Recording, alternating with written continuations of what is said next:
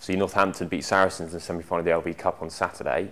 You got any, you've been in touch with the guys back in Northampton, and any messages to the players back there? Yeah, no, there's good luck messages going backwards and forwards, either on Twitter or text messages all the time, just keeping people so we all feel a part of the same squad, because it's a long time we're away with the Six Nations, and you can tend to feel a bit sort of disconnected. Feels like an awful long time since I played for the Saints.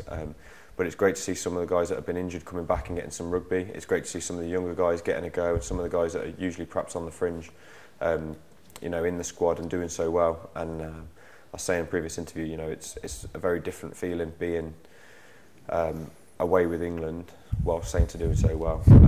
When they're struggling and without the England players, you feel powerless. You feel a bit disconnected, and you're torn because you can't do both, and you really want to be in the trenches with your mates. Really, a big part of you wants to be doing that. So, psychologically, it's a much more positive place to be. Which young Saint should we keep an eye on in the final? Who's impressed you from the games you've seen?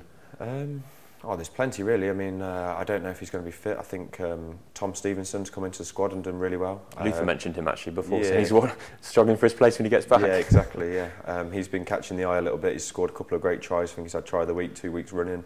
So he's going well. Will Hooley's getting a little run out at 10. Trying to think who else has been going. James Craig's just come back from injury. He's another player who had a decent run of form prior to his injury. I think it's 2 years ago now, but has struggled since. But a great talent and a natural rugby player if he gets some rugby under his belt. Both the Waller brothers. We've seen a fair bit of Alex, but Ethan's in now and showing up really well. Mikey Haywood the same.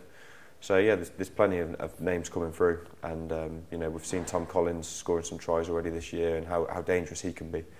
So another one's Ben Nutley on the back row, of course. We've seen glimpses of him in and out of the Premiership, but he's a real talent, and given the strength and depth we've got in the back five, he misses out, which is unfortunate because he's a real asset to the team.